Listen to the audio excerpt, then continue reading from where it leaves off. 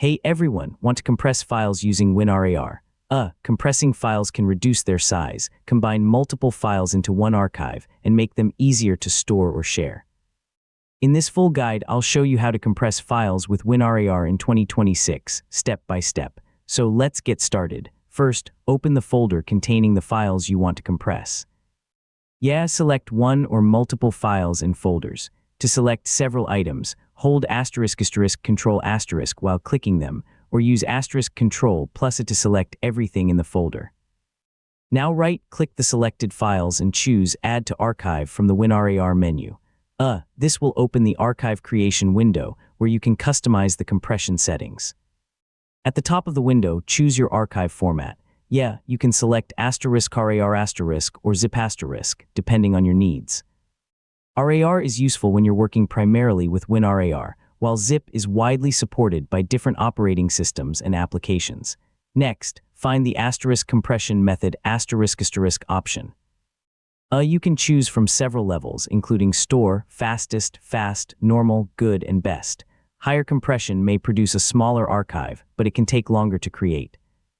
Now choose a name and location for your archive. You can type a custom name in the archive name field and select where you want the compressed file to be saved.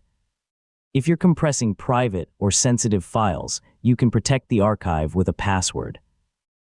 Click ** set password, enter a strong password, confirm it, and enable file name encryption if available. Remember, don't lose the password because it may not be recoverable. Once everything is configured, click *OK ** to start compression.